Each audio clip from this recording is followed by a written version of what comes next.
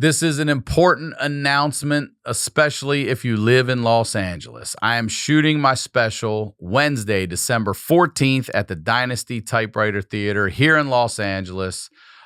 Tickets are available on my website right now at ryansickler.com. And here's the deal. If you use code Sickler, and I'm telling you specifically you all, because you all are the diehards, if you use code Sickler, you're getting half off your tickets, all right? So we're going to do 2 shows, Wednesday, December 14th. Go snag those tickets up now. I want a loaded house. Let's have a great time bringing an end to this Night Pants Nation tour for the special that you guys will see very soon, hopefully. Chicago, I'll be there November 11th and 12th. Grand Rapids, Michigan, December 9th and 10th. Get your tickets to those shows and all shows on my website at ryansickler.com. The HoneyDew with Ryan Sickler.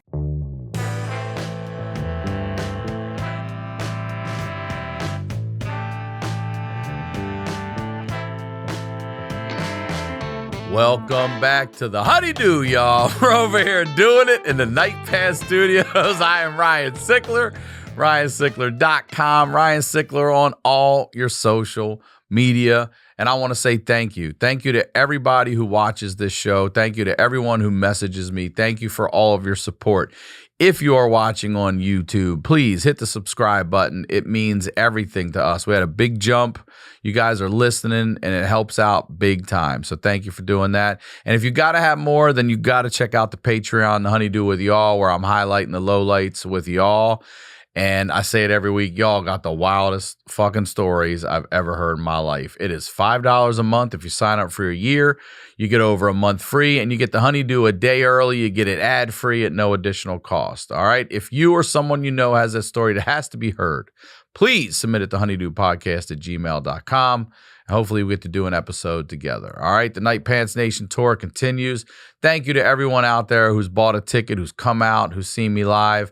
Chicago, I will be there November 11th and the 12th. Grand Rapids, December 9th and the 10th. All right. That's the biz right there, y'all. Now, you know what we do over here. We highlight the lowlights. I always say these are the stories behind the storytellers. And I'm very excited to have this guest on today. First time here on the HoneyDew. Ladies and gentlemen, please welcome Jackie Fabulous. Welcome to the HoneyDew, Jackie. Woo! You startled me when you began. You should have told me you were going to skate. You were going to yell at me. I get excited for my job.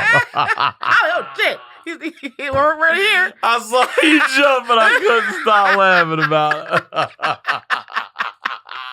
Oh, well, welcome to the show. Thank you for being here. Thank you for having me. As soon as this podcast started to be what it is now, I'm like, I hope I can do that one day. Then I thought to myself, this is all confidence. I'm like, Ryan will probably say yes.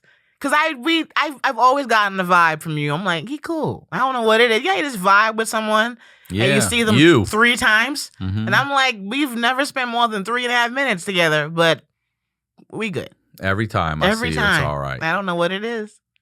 Well, thank you for that. Thank you for being here. Thank you for having me. I love your shirt. Thank you. I love it. And your nails, everything's looking good. Hey, this is merch that I'm too lazy to bring to any show. Well, plug it. Plug everything you want right now. What is at Jackie Fabulous, your Instagram, everything? Yeah. All my social media is at Jackie Fabulous. Website, JackieFabulous.com. So you can buy all my crap, learn who I am, come to my shows, all that stuff. Your dates are there? My dates are there. No, I haven't updated. I'm at DC Comedy Law, September 1st to the 3rd. Okay. My comedy album just came out. It's on everywhere you can buy an album. And my comedy special of the same name, Menoplause, I like that. came out. I'll tell you what. All right. I'm going through the change. Life, we're all going to die. Me probably before you. Do you mind telling us how young you are? I'm 50. I'll be 51 August 12th. Holla at your girl, Cash App. You look good. Is Jackie Fabulous your Cash App too? Yeah, all of it. You'll find me. Just look it up. Don't be lazy. And I sweat sometimes and go through the change or hot flashes while I'm performing. And I didn't know that would happen because it all happened during the lockdown. That lights and stuff make me just burst into flames. Okay. So I was in Rhode Island. I forget. Comedy Connection, Rhode Island. Is that where that is? I was doing a weekend there. I told the audience, just so you know, I sweat. I'm going through the cars. And this man started applauding in the back. So I was like, what are you applauding for? Menopause. And he said, I'm giving you Menoplause. That's great. So I said, first of all, I'm taking that. I'm not giving you a goddamn dime. Not a penny. So that's why I'm like, and it's catchy. It's catchy. Yeah. So yeah, that's my title of my album and special, Menoplause, on Amazon, Apple TV, all the other ones. All the ones except, you know who. Yeah. The one. The one. Actually, one of the ones. Yeah, I've let go of that being the Holy Grail. I want to be there, of course, but if not, as long as I'm working. Well, listen, the Holy Grail is just putting it out there. I'm working on mine now, too. And honestly, like, you know, if you look at back in the day, we all wanted to kill one another to get on this one network called Comedy Central.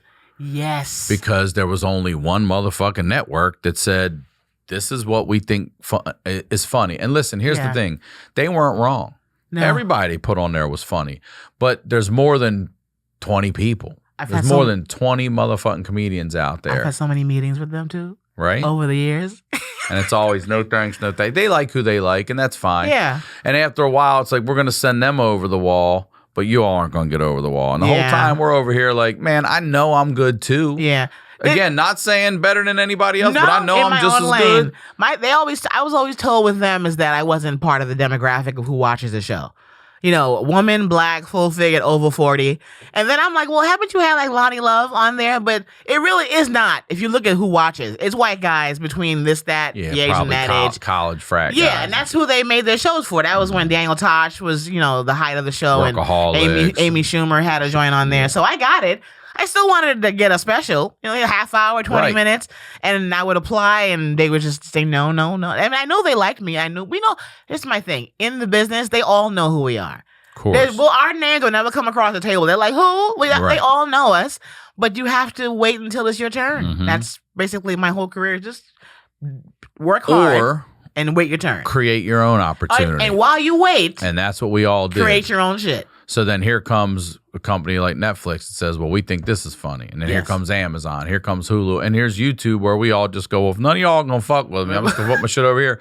And people are having wild success. Yeah, Sam Morrill in New York, Mark millions Norman, and millions all of of views. them. Yeah. Good for all of them. Mm-hmm. Yeah. And I remember during the quarantine lockdown in the bedroom. I'm in my childhood bedroom when I grew up in. Don't have my own place yet.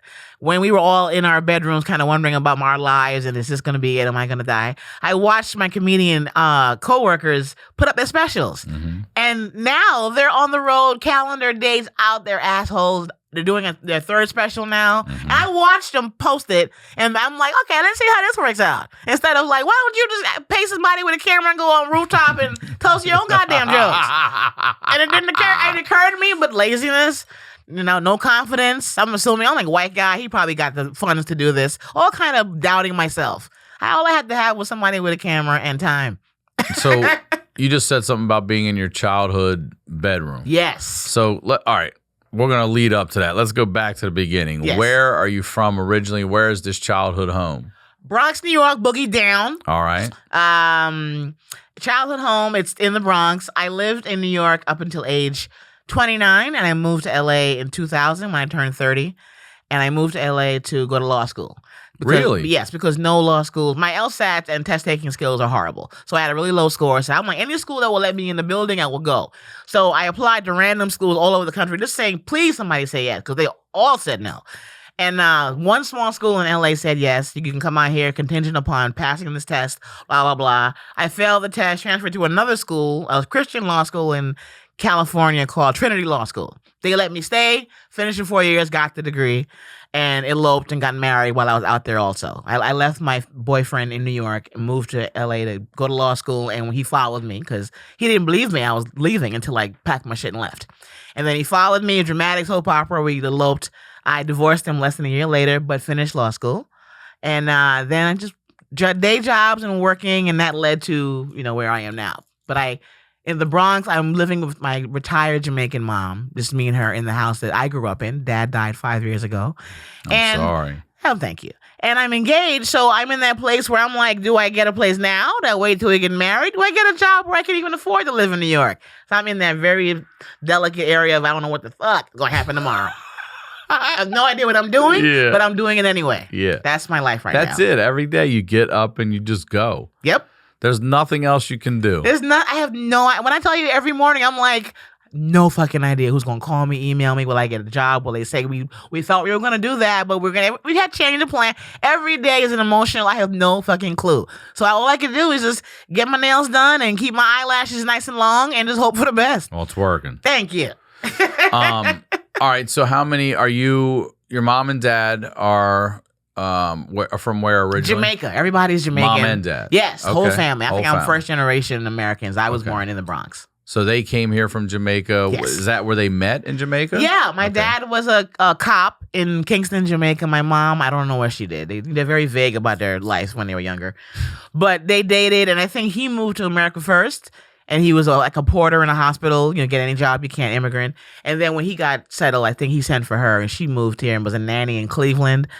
Their love story sounds very complicated. It was just a matter of we immigrants, we just came here. There's no big romance besides that. And then they got married, and I was born in 1971. They bought a house. I've always had a working class upbringing, hardworking people. Everybody had a job. Are you an only child? I have a sister. She's 11 years younger than me, just turned 40, and just got her master's in social work from Hunter College. So All right. shout out to Jessica Champagne, my And sister. same parents? Yeah, mommy, 11. daddy. Why? Yeah. Are you an oops baby?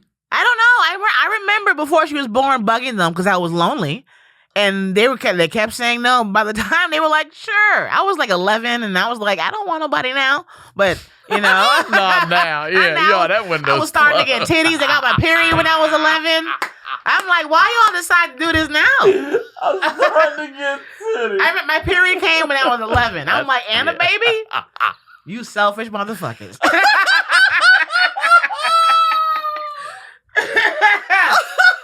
That's exactly how it went. Then I became the babysitter. Of course And probably you did. bitter. Of course you That's did. probably why I low-key always have a problem with my sister, because I'm like, you fucked my life up. But I would die for you now. That's all that matters. Oh, man. That's too much. Okay. And did your parents stay together? Were they together the whole time? Yes, they were married 50 years when my dad 50? passed away. Yes. Wow. They made it to 50. And what's your relationship like with your mom? I would die for her, and I do love her intensely, but living with her is a horrible idea, and it's bad for my mental health. And why?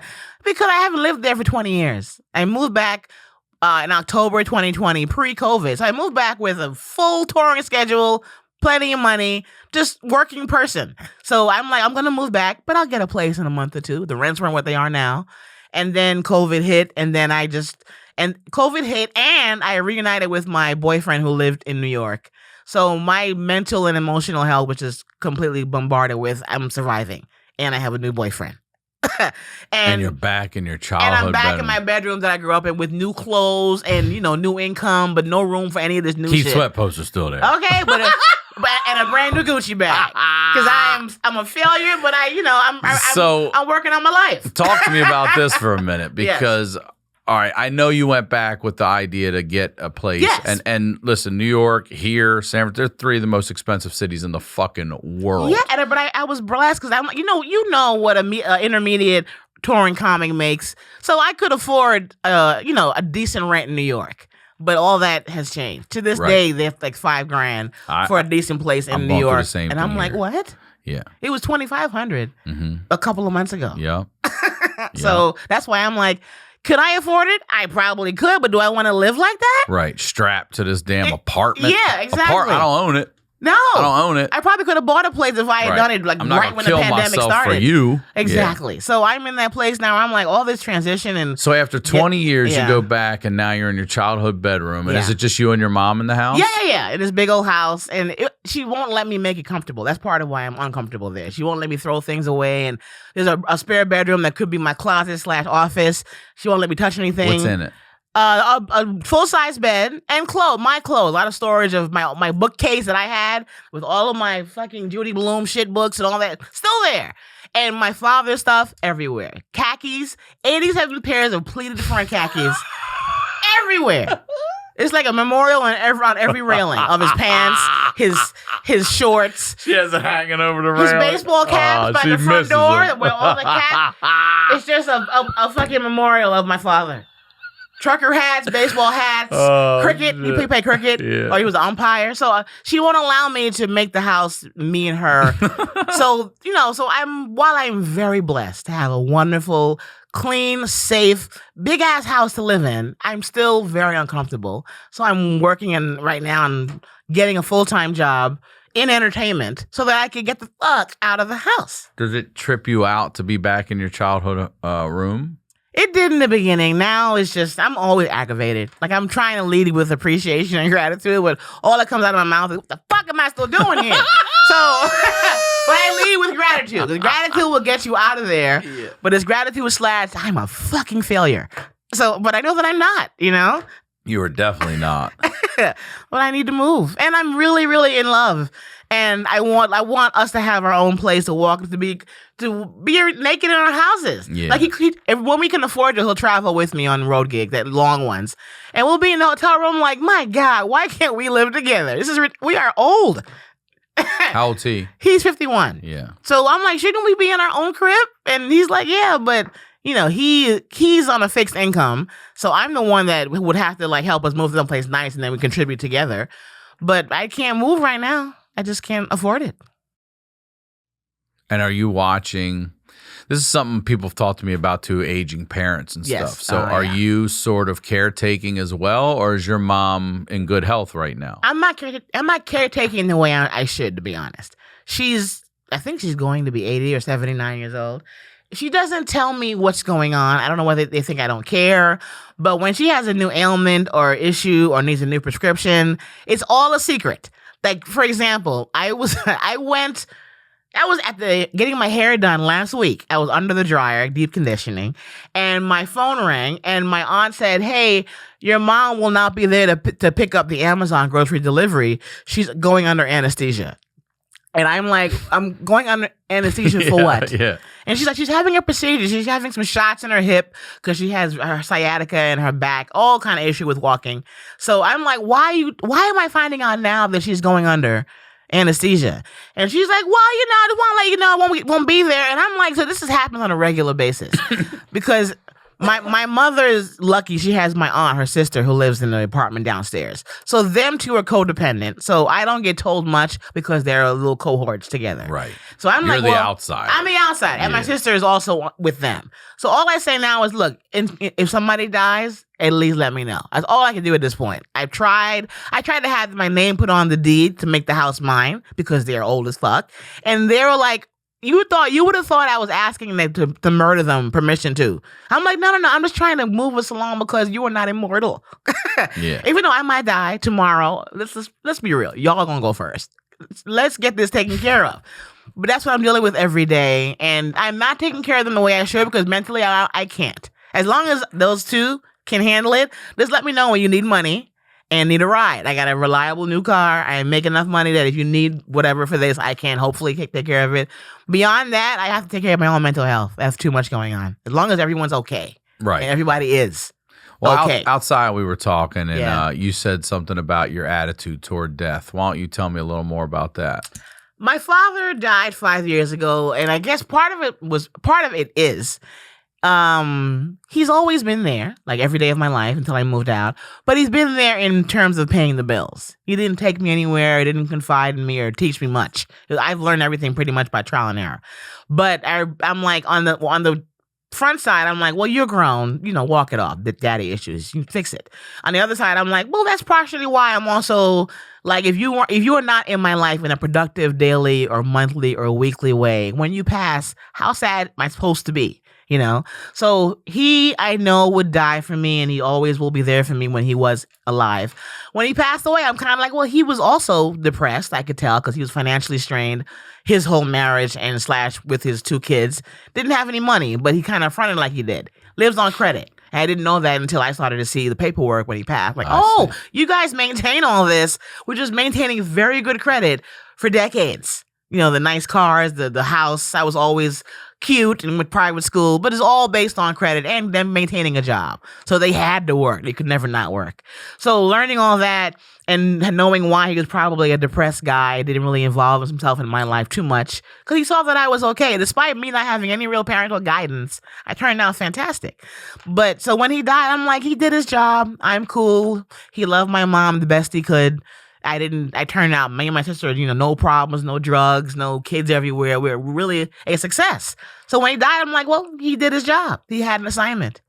So I was sad because I'm like, oh my God, my mother's husband. I'm more like that. I got more sad about that. Like her man gone. That's when I took it out of Jackie, your daddy died. But was it your daddy or was it your father? But I'm like, oh, but her dude he's gone. Her partner, her best friend, her confidant. That's what make me sad. Not me losing him, it's her. But once again, I'm also like, he was also in pain. I could tell he had a disease that wasn't curable and it was making him weak because I could tell in his eyes he wanted to go. Like he gave me one of his rings that I wear in pictures every now and then, a beautiful gold ring.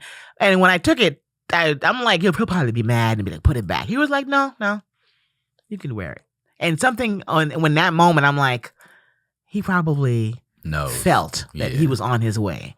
And he took my mother to teach her how to do this with the car and change the oil, give her all these lessons weeks before. And I'm like, that's all in my mind of God saying, get your paperwork together. It's about to go down. So I feel like he was ready in some weird way. So I look at death kind of like when people go, no matter how they go, it's I'm gonna cry with this one. This happened last night. Oh, I don't have to give tissue. I know I'm gonna cry. Let's get some tissues. I know I'm gonna cry for this one. This happened last night. Ugh. Guys, this is why I don't do podcasts. Here come the tissues. Here come the tissues. I shout out to thank you. Thank you, Kirsten. Shout out to so it's not on in the front of the camera. Last night I did Flappers, 8:00. Tony Baker and Friends. Mm-hmm. I did his show, and I knew it's gonna be sold out because it's Tony. So I made sure I look extra cute, and I'm like, okay, I'm mentally ready to perform because I get nervous because I know it's his crowd, but I also know that I have not seen his face or talked to him live since his son passed. Right. So I'm also like, but Jackie, you and Tone are cool, but y'all ain't tight. You're very cool, very, very cool, but you're not the best of friends. You live in two different coasts. You don't see each other anymore on the road in the circuit because we're two different career paths. Same job, but different career paths. So when I saw him and I walked in the green room at Flappers, he was sitting down and it just kind of hit me that I had not seen him. Then behind him, his shoulder moved. I saw the face, his other son. Mm-hmm. And I'm like, oh, your son, hi. And I just felt like, oh my God, I did not grieve, or I didn't send him flowers. I didn't call. I have no idea what I didn't do. So when I watched the show, he did his set. I was second to last. He introduced me. I got on stage, and when I got on stage and looked out, I just felt I couldn't remember what I wanted to say. I couldn't get the joke out. Oh, it was a horrible set by my standards. His son was in the front row, and I don't know, why I was so sad. I barely knew his son. But I realized that I didn't do anything when he passed besides, commenting on Instagram or whatever. So I just felt sad. And then I had to wash off the sad to do the set. I'm like, okay, this is in your own head. Tony will be fine. He got a family of his own. So I did the set. I did the set outside of my body. I didn't feel like I was there. I wasn't in my groove. So when I was done, the show ended. I hugged him goodbye and I left. But I've been sad ever since. I don't know why. The way his son passed. It's terrible. Whew. So anyway, that's what death, that kind of thing bothered me. I get regret when I don't console people who didn't leave. The child. Yeah, the child. And the way he passed. And how I can sense when somebody has sadness in them. And even though Tony is very good at being Tony, I can still, his son, I could tell, and his friends, Keenan was in the green room, and I could just kind of feel the heavy, but that they'll have forever now. Forever. So that was that. But when it comes to death that happens naturally, I have I think a healthy attitude. I'm like, if it's age or God forbid disease, I'm like, well, hopefully I die, in a way that comes gradually. I want to be a sassy old lady with the gray hair. I want to be bedazzled. I want to have that glass of scotch on the porch of my house. You know, I want to grow old, but I want to be healthy. But if God takes me just because I've just, you know, I've lived it out, then I think that's healthy. But when you die in the way that, you know, he died, then I'm like, oh God, I don't, you know, I just feel consumed with heaviness. And it's not even, and I'm not part of their lives. I don't know what happened, but. Well, it's part of our community. Yes. You know, and one of our, you know, brotherhood's son gone. I mean, that's and the senseless way that poor boy, you know what? All those children, they all died in that car. Oh, yeah. Everyone in the car. The girl. Terrible. All of them, all of that. So. Thursday night, I've got Lamar throwing for more than 200 yards. Mahomes is rushing for more than 35 yards. And I got Aaron Rodgers throwing for more than 300 yards. Prize Picks format. It's simple. It's easy to understand. So even if you aren't a sports fanatic, you can still play and have fun. You pick 2 to 5 players, and if they will score more or less than their Prize Picks projection, all right, you can win up to 10 times your money on any entry, and you are never competing against other people. It's just you versus the projections available. And there are projections for any sport you watch: NFL, NBA, MLB, NHL, PGA, college football, college basketball, soccer, WNBA, esports, y'all, NASCAR, tennis, MMA, boxing, disc golf, Euro basketball, cricket, and more. Entries can be made in 60 seconds or less. They're safe and fast withdrawal, and it's currently operational in over 30 states and Canada. Download the Prize Picks app or go to prizepicks.com to sign up and play daily fantasy sports. First-time users can receive a 100% instant deposit match up to $100 with promo code HoneyDew. If you deposit $100, Prize Picks going to give you $100. If you deposit $50, Prize Picks will give you $50. Don't forget to enter promo code HoneyDew at your sign up for an instant deposit match up to $100. Whether you're prepping for the day or you're taking a long haul flight on vacation or on work, y'all, Liquid IV is an essential addition to your routine. Every morning when I go to the gym, I drop a Liquid IV in my water bottle. Boom, I take it. I'm staying hydrated at the gym. Kirsten's always rocking them on her flights. We have them here for everybody at the studio, and we're running low, to be honest with you. 1 stick of Liquid IV and 16 ounces of water hydrates you 2 times faster and more efficiently than water alone. It contains 5 essential vitamins. You're getting B3, B5, B6, B12, and vitamin C. It's got 3 times the electrolytes of traditional sports drinks. It's made with premium ingredients, non-GMO, and free from gluten, dairy, and soy. To date, Liquid IV has donated over 25 million servings in 50-plus countries around the world. Grab your Liquid IV in bulk nationwide at Costco, or get 15% off when you go to liquidiv.com and use code HoneyDew at checkout. That's 15% off of anything you order when you shop Better Hydration today using promo code HoneyDew at liquidiv.com. Now, let's get back to the do. Is that the first sort of death you've dealt with like that? Have you ever been impacted by any other significant death in your life? My ex-husband, he had a heart attack. I was sad about that because we weren't together. We were divorced for years when he passed. But we were casual, cordial.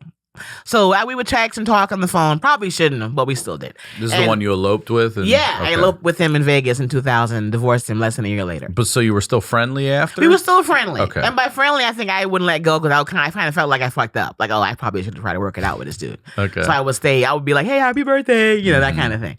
So I called him just to kick it, and a woman answered the phone. Either his present girlfriend or his past fiance, I forget, whatever. And she told me that James was playing basketball. He had hard chest pains, and he didn't make it. So that was like, and that's how you found out. That's how I found out. And he and I were together for like 9 years. So that, I was sad about that because I feel like if he knew that he was about to die, he probably was so sad and scared because he was 6'4", linebacker size, an athlete, jump shot to kick an ass. So I was really sad. I'm like, he was a pillar of the community. He was a dean at a elementary school, just passed the bar. He was a lawyer. This man was, new love life. So when he passed, that made me sad. But going to his funeral and seeing him in an open casket, he was a very a materialistic dude, G'd out, suit, whatever. And that made me sad. I'm like, I've never seen my big, strong, athletic man like that. And his family, they weren't fond of me because I'm the one who left him. I'm the one who was this, and they were like, I could tell it was a packed ass wake. This man was famous in his hood, and I was the one who gave him a lot of heartache because he really was not happy. I wanted to divorce him. He tried to off himself, all that kind of stuff. It was dramatic. So I'm the last person he wanted to see, but when it was time to say anything in front of the casket, I'm like, nah, I want to say something. I don't care. You got up and spoke? The whole room the whole room. Did you really? Because my thing is, these people. I'd say I want to get out. The people in this room, he only saw at the family reunion, if that. I'm like, I'm with this nigga every day. So I didn't give a damn about his family not liking me. I'm like, you guys love to judge, but guess what? When he this, whatever, every day of that was me and him.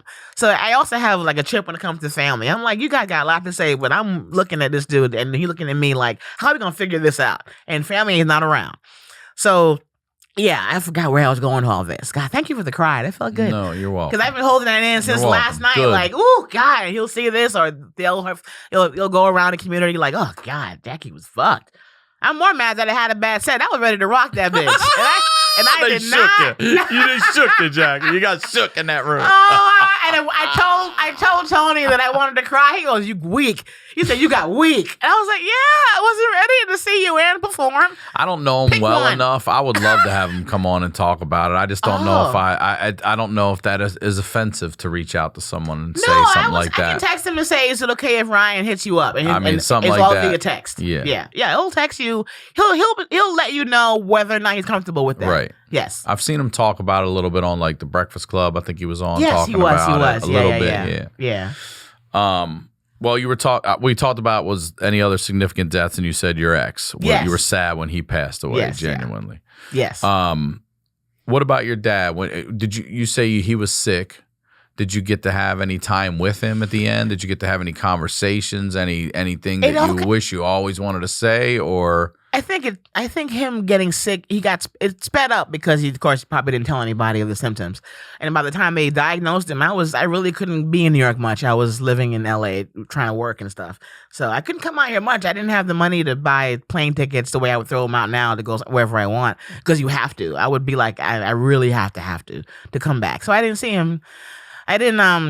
I forgot where I was going, Ryan. I was asking you if you had any sort of closure or conversations with your dad. Any. When he died, I wasn't there. That's one of the regrets. I remember my aunt called me at like 3 a.m, and anybody in your family calls you that late, it's always it's gonna be some shit. And my aunt told me he didn't make it. All I remember is my aunt passing my mom the phone, and my mom's first words were, "Oh, Jackie, I don't know." He'd passed already, and now that took me, because that's when I thought her man died. Before I thought daddy died. Mm-hmm. So because her saying that was me hearing her saying, what the fuck am I going to do now? Mm-hmm. So no, I just know I didn't see him before. I had no closure. I remember I kissed him on his bald head like the previous visit during the holidays. So I did get to give him affection. Was he at home or was he in the hospital? He was when he died. Yeah. No, in the hospital. He had blood clot issues that they were able to clear up, but you have to get him to the hospital fast. And he got him in his leg, I think, and that caused the death. So, but he was deteriorating slowly with different ailments, and I feel like he was ready to go. It's just my mom that I feel bad for, because, she's someone who gave it all to the husband. He handled everything. He paid most of the bills, and that was causing, I think, most of his depression, because he had a lot of the weight on him. And because my mom said to me, I remember one time, this made me also realize that we're different. I was sitting on the floor during the quarantine watching TV, something, and I remember she said to me, don't you want to find a man to pay your bills? And when she said that, I'm like, I first thought was judgment. Like, what the fuck? I'm trying to be the man to pay my own bills. Right. But she comes from a generation of find a man and a husband and stop all this.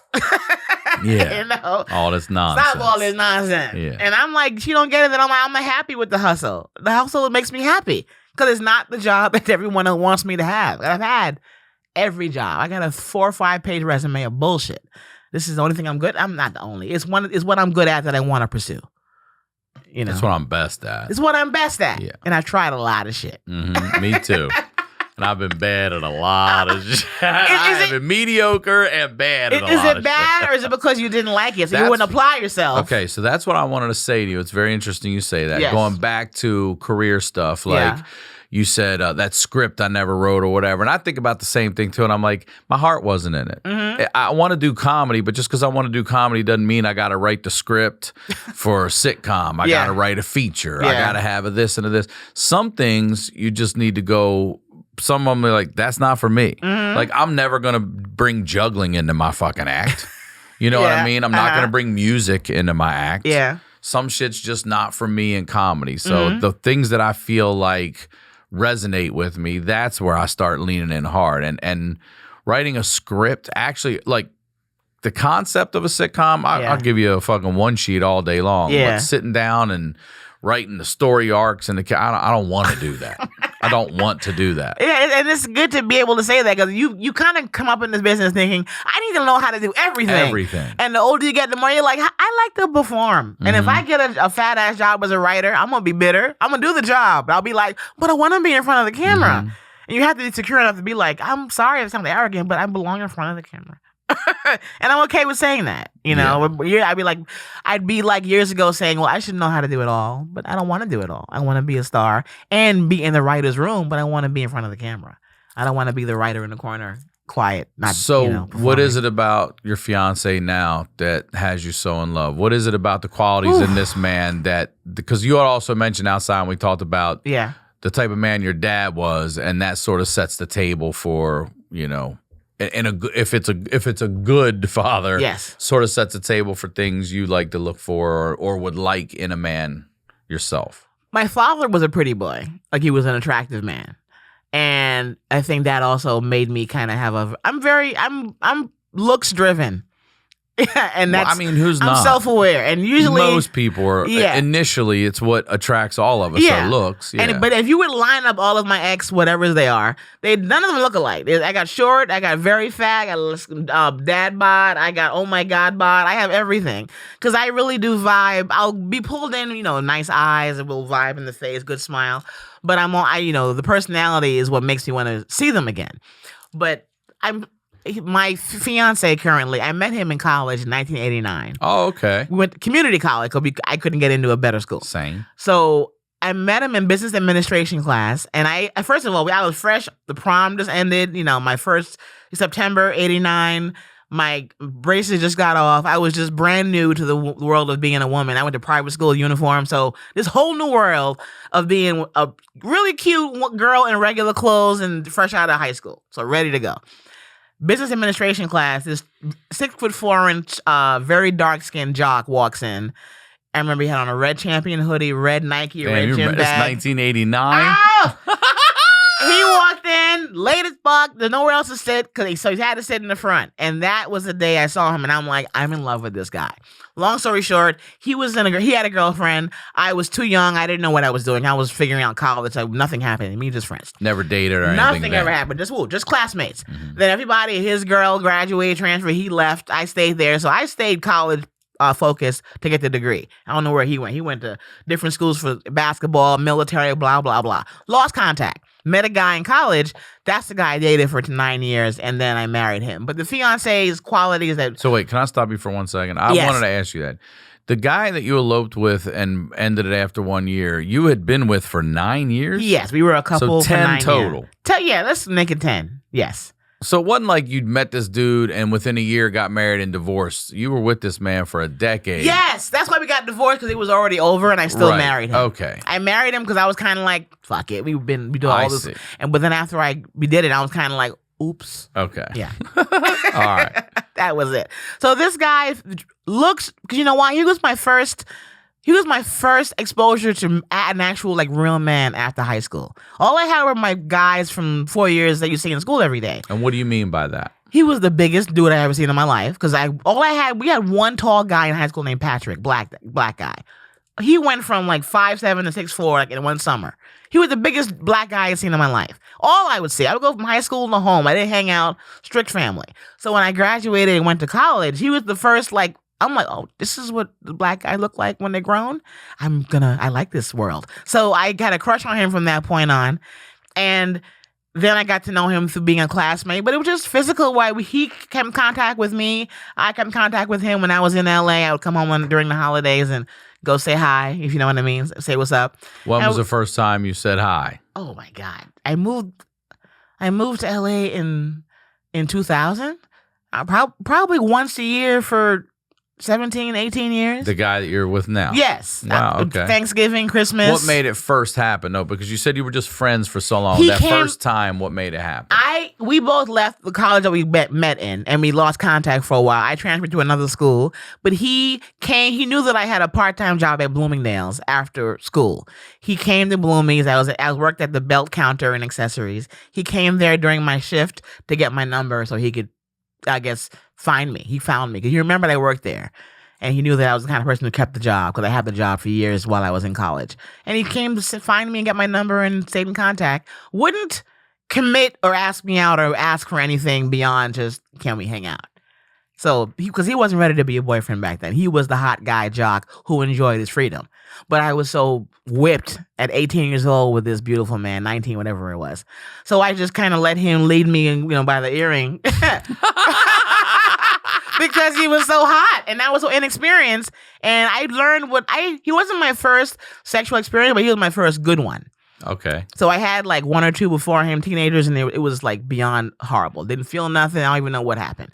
But he was the one who he fucked me. And I'm like, oh, this is what the big deal is. That's what hooked me in. Yeah. And then over the years of doing it in this, the scandal is, oh, I'm coming home. But then when I moved back home, I didn't call him because I knew that once I called him, it'd be on. Okay. But when I called him with the intention of picking up the sex buddy thing. But he was like, I want to try to be a couple. So I'm So like, it was his okay, you back. idea first. You ain't going back to LA, so why don't we give it a go? So I'm like, well, I enjoy hanging out with him. Let's see if the joy turns into can I be his girlfriend? And that's how it began around about almost 3 years ago now. Okay. Yeah. And when did you get engaged? In Hawaii last summer. Okay. I had a gig at the Blue Note in Hawaii, and I brought him, and we were there for I extended the stay there. Really expensive to this day. I extended the stay there beyond the booking because it was Hawaii. All I remember is a drunken night of amazing sex, and the next morning he's like, so I guess we're engaged. But he's always been, I've been the one that's been the coward about marriage. I did it before. But you say he's not afraid now. Are you not afraid anymore? No, I'm still scared to death. You are. I have a nice bit in my set where I'm like, I have cold feet. Women are never allowed to have it, but I'm scared to death. When you're divorced, you do go into male or female, whatever gender, you do go into it like, oh shit, can I do this again? Do you feel like, are you worried is a better way to ask this, that you're going to bounce after a year again? Ryan, if I'm going to keep it real, because he'll probably never hear this. I thought I'd be one of those chicks that have 4 or 5 husbands. I thought I was down for that. I'm like, Elizabeth Taylor caught some heat. Why? Why everybody was hating on Liz? All she did was keep it moving when she wasn't J-Lo, keep it moving. So I believe it probably goes to, probably have a theme over my head of just running, but that's just, I don't believe you should stay somewhere if you're not happy. I left New York when it got whack. I left here when it got whack. I'll leave a man when it gets whack. Yeah, but 20 years in just running after 6 months of being here. You put in time here. True, but you did a prison term out here. I was also hiding because I knew that in New York. From what? New York is a lot of responsibility. I was living out here. I had my little Camry, my little 2-bedroom, 2-bath. I wanted more, but I thought I'd buy a house in the valley. I was going down that path. But then when I realized, when I got home was when I realized, oh shit, everybody's old. Everyone's health is questionable, including mine. I'm in good health, but I'm also older. Do I want to be, I don't have another 20 to give to another state. I got to be like, okay, you want to put down some roots. And I'm doing that now for the first time at 50 years old, putting roots down now. I don't have any kids, but I'll have a stepdaughter when I marry him because he has a daughter. She's 15. I met her, love her. So I'm like, somebody told me, Jackie, you're having a really good second act. It's stressful as fuck, but it's a second act. Also, I look at it too, Jackie, like you put the time in up front and now it's paying dividends. You know what I mean? It pays out differently for everybody. Okay. It does. Yeah. And when also. Yeah. But when you put that time and investment in at the top, it's paying off for you now. You got love. How you feel about being a stepmom? I love it. Yeah. Because I honestly don't know why I'm not a mom. I don't know why I didn't let one of these just stay in there. I don't know why I just didn't just try it. You know what I mean? Because I would be a great mom. And some people are like, I'm surprised you're not. Because your personality is nurturing and maternal. Do you regret it? No, I don't regret it. Okay. I don't believe in regret. I'm like, God had a path. We don't know what it is. And meeting my new teenage stepdaughter, I'm like, it's plenty of time to, cover her in dazzle and her in pink and glitter. Or not, whatever she wants. You know what I mean? Let her be her. And do you know her mom?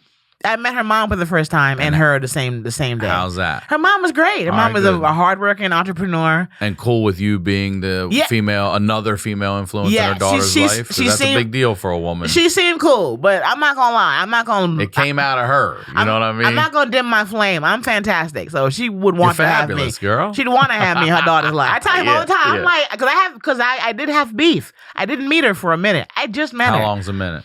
3 years then. Yeah, almost 3 years. We're dating. Never during this time of seeing each other. I remember sitting in my Toyota Corolla in front of my girlfriend's house in Bellflower, California, late at night before the LA got so scary, and talking to him on the phone. He's in New York and he had something to tell me, and he told me he was going to have a baby. I remember this 15 years ago.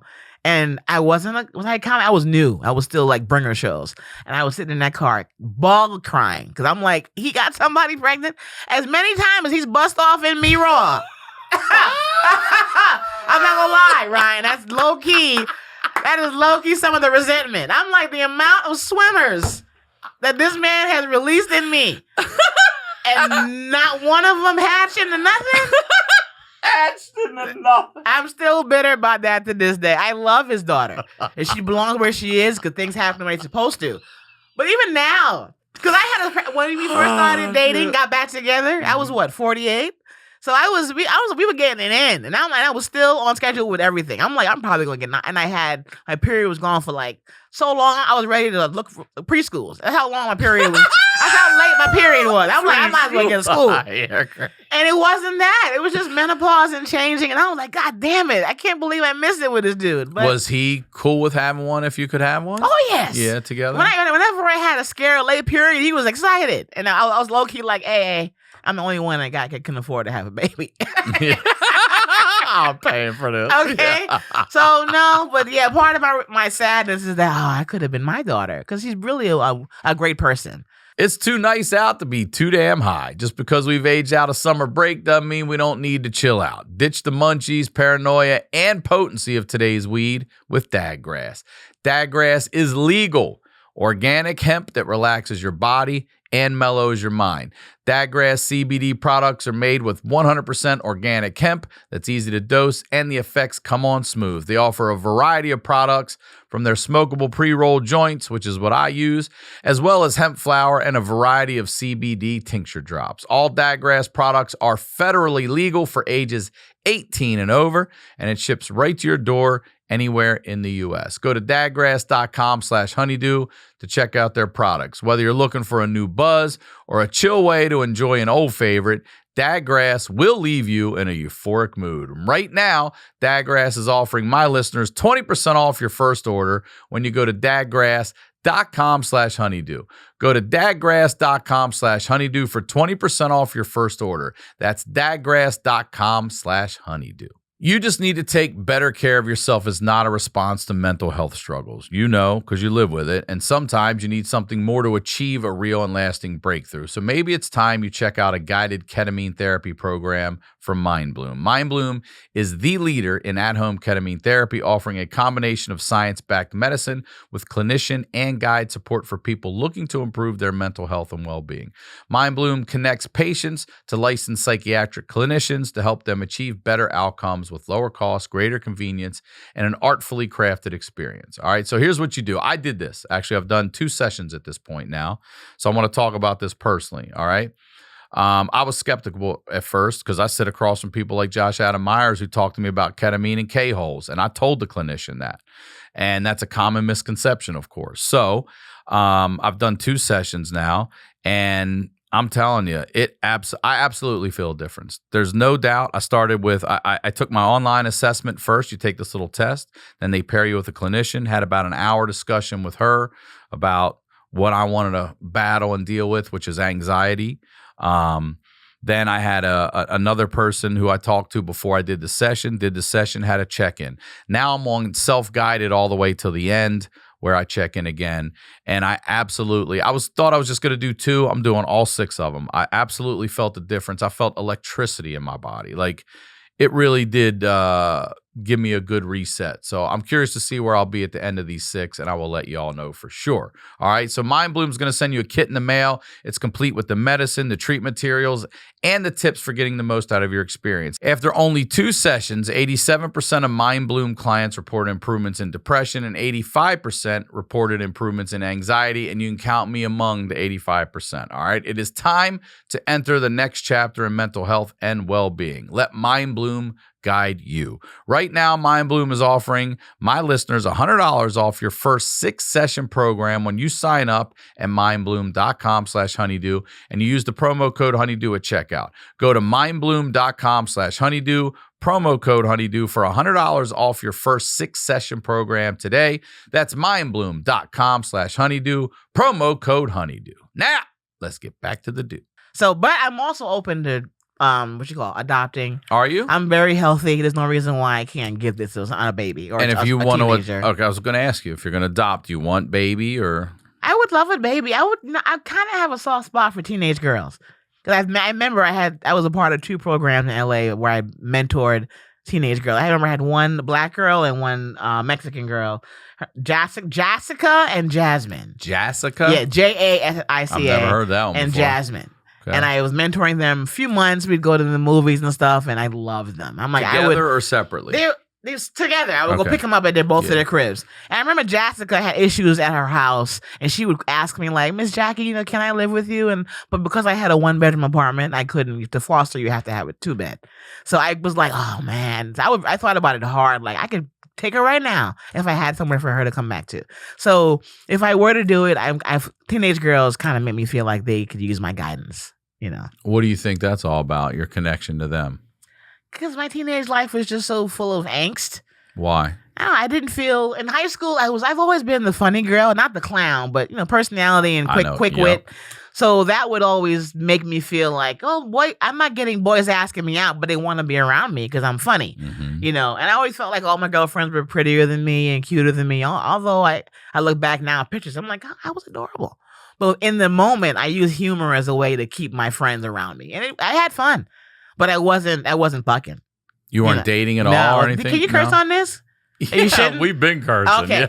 That's not the first 2 part. hours in. Yeah. It's all right then. Profanity? Yeah. I wasn't getting busy when I was in high school. He's been busting nuts all up in me. Can you cuss on this? Is it too late? I wasn't getting any action in high school. I remember I had girlfriends in elementary school and high school. They would come back from overnight going home. They have hickeys and shit, and nobody was touching me. I don't know what it was. No I thought it was so cute. homecomings, no none of that stuff. No, my prom date was gay. My prom date was a queen. Did you know it though? No, I didn't know. I didn't know homosexuality when I was then because it was a secret in the closet and it was in the 80s. So it was like in and out. And I don't know who was what. Didn't care. I enjoyed my friends. Nobody was fucking. You were young. Whether you were gay or not, you weren't having sex. You were too young. So my prom day, I remember his name was Roy. And he loved me so much, but it wasn't a sexual love. And I loved him, but it wasn't attraction. So I remember, and I knew it was gay because after the prom, all of my friends that I was close to in high school, they went to the hotel. And he wanted to go dancing. So we went to a club, I think, and we went dancing. I had a great time, but I was also horny as fuck. Like, why am I not? And then I realized he liked kissing me, but it wasn't long tongue. It was all pecking. So I'm like, he's attracted to me, but he doesn't want to be the man in my life. And down the line, years later, I saw him. I remember he had a high top fade and he dyed it blonde. He had hazel contacts. I was like, oh, that's why we weren't fucking. But it took years to see him again because again, I was working in retail. So I learned about a little of the gay world. I'm like, oh. And my friends are like, girl, you ain't see it? I was like, no, I ain't see none of that. I just liked him. But my friends were fucking. There was a hotel called the Capri Hotel in New York. That was a spot. after the prom, everybody went there. Or senior prom, we got a dirty or on a hotel. Wednesday. That was a hotel. On a Wednesday. But nobody was fucking Jackie. Yeah. I was home in that same goddamn room. Okay. All right, so you're back in your childhood room at 50. Yeah. You're engaged. Yeah. And you mentioned in the email you sent over that at 50 now, you started thinking about a career change. I don't want to be a road comic. I really don't. I love performing. I love that my title in my career on my tombstone better say comedian first. Whatever else I do. You did America's Got Talent. I did. Right. You did really well on America's Got Talent. Semifinals. I hear that's damn okay. good. Yes. But if you don't want to be a road comic, then what do you want to do as far as how do you want to do that? I want to act more. Okay, so you want to be in front of the camera and have that drive my comedy. I'm getting too stressed out with my road dates being like I've had many a good like turnout on the weekend, but I want a consistent turnout. And me being on TV in spotty places is not enough. I want to be a draw. And to be a draw, I realize that I'm going to have to be a television personality in some capacity. So I have put it out in the universe that I really, really, really want to act more, produce and write, but I want it to be in the world of television, whether that's streaming or Channel 4. And that's the goal now, because stand-up was really, like, after AGT ended, I was touring, the way you guys do. I was like, oh, this is what it is. Real touring means you are home Tuesday and Wednesday, if that. And that's it. Until you can learn the right to be like, hey, no more Thursday. I'm coming on Friday. No more Sunday. And then you're going to see me on Sunday. And now, I'll take the L too. Now, they're like, no, we got to have you on Wednesday. I'm like, I don't want to come there. Me too. I'm not having my mail forwarded, bitch. I don't need to be there so long. Yeah. You do not need to move to a city anymore for a weekend to build an audience there. Ain't nobody going to be here on Thursday. You don't need to do it. That's all for them. Yes. It's all for them. They want if the you're company. selling 1,000 tickets a weekend and you're going to make me do 5 shows, well, that's not for me. Yeah. We could have sold 2 500 shows on a Friday night, and we all could have been the fuck out of here. And then I'm there on Sunday. I come out there, and the audience got 25. Why are we here? Y'all could have... For chicken fingers and beer. That's why we're here, for them. That's why I'm sitting on the stool on Sunday, because you don't deserve the full show. Yes. That's the truth. I don't mean that. I'm joking. But still, I don't mean that it. part, but I mean, yeah. That is the truth. You don't... Those Sunday people could pack into the Saturday or the Friday. Why couldn't you come last night? Right. You do nothing today, you know? Yeah. And maybe they couldn't because it was sold out. We should just be putting them all on here. Exactly. Yeah. And I'll be honest. The blessing is that I can have my fiance with me with road gigs. Because road gigs for a woman, they're not easy. They're not hard, but they're not always safe. I don't always feel comfortable. I don't blame you. I don't always feel safe. No. My opener in Kansas City had a gun on him. Gun on him. I feel safe and scared at the same time. Mm-hmm. But think about how many gigs you've had where you go somewhere, you land in Iowa, you're gonna get a ride from the airport. It's not a town car. It's some dude named Eric who used to be on meth. And the car ain't got no air. It's not always going to be the luxuries. It might be the sound guy who you could tell is high.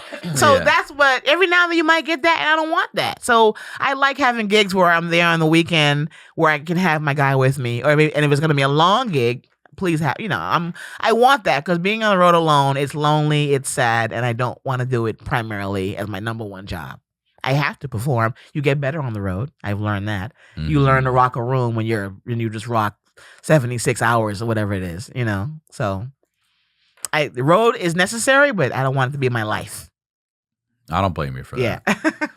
Well, it can't be just your life. I mean, I watch Tom and these guys go out, and I'm like, man, I don't think they're home more than a stretch of 3 to 5 days ever. Whenever I see them post a calendar, I'm like, I know I'm low-key jealous. I'm also like, no. Yeah. Why all of this? There was a time, I remember D.L. Hughley, there was a cycle he was on where this dude was just not home. Mm-hmm. And my first thought was, does he like his wife? Yeah. How y'all keep the marriage together unless you like Tony Roberts and bring your wife with you, or she's part of your team? But other than that, I'm like, me and my fiance, he's FaceTiming. I'm like, you have to. Because being gone like this, you will lose interest. I will. Forget, I'm talking for myself. I will be like, I'm always gone. I might as well find. Now I get how some men on the road do find girlfriends, because they're like, I'm always gone. I got to get laid. I don't want to get into that I'm always gone, or I get lonely. I'm content performing every now and then. and having the seller as a blessing to compensate money when I'm not on the road. So I'm just gig to gig until I can get on TV because I'm just trying to get on TV. What do you think's your biggest has been your biggest challenge in your career?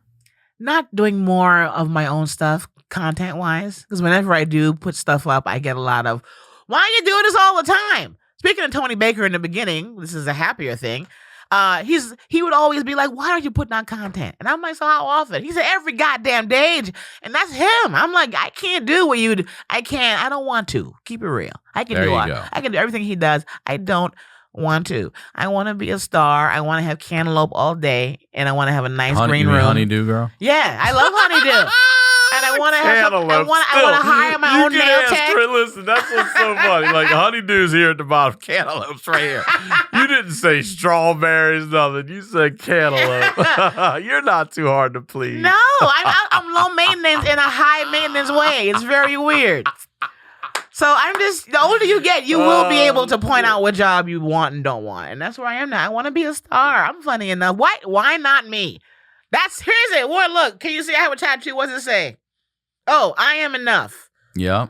Is that America's Got Talent on your arm right Yes, there? I got that. Good for you. I was in the middle of competing. I was in Iowa, and I'm like, I should get Is that this. where it was, Iowa? No, I was. When I did AGT, I still kept my road gigs around. And you were going back and forth? Yeah. Oh, hell because yeah. AGT, I made it a part of my itinerary. I didn't make it my life. I'm at the Improv on Tuesday, AGT on Wednesday, and that's how I had fun. I didn't make it everything. I made it part of my schedule. Which is great though, because you're staying tuned up the whole time. You have to. Yeah, you're not having to find these stage time running around town, all these sets and shit. And I would actually get gigs also in town to run things, but I truly believe that Simon and Howie, I had Gabrielle Union and Julianne Hough, they were the judges, but I really, really, really, really believe that Howie and Simon can sense when you are a working entertainer versus you just built it up for the AGT contest. They can tell when you have it, and they can tell when you are, this is what you do. They can tell. So I kept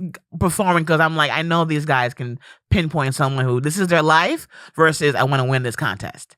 So that was my attitude towards the whole thing. All right. Yeah. Well, thank you for coming on. This has been a really exhausted, interesting episode. Ryan. I'm Jesus sorry. I hope you feel a little better. We're not done quite happy. yet. I'm in a great mood.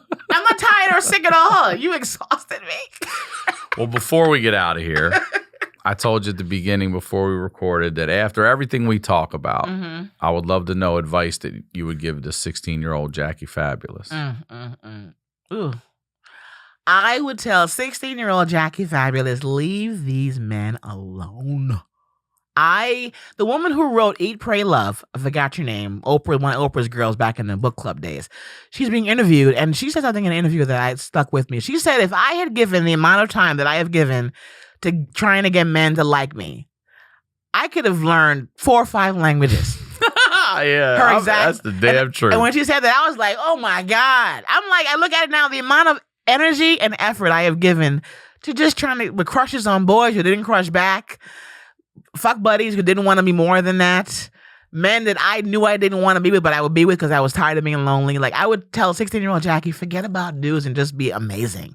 Get your degrees, get your jobs, make a lot of money earlier, and the men will come.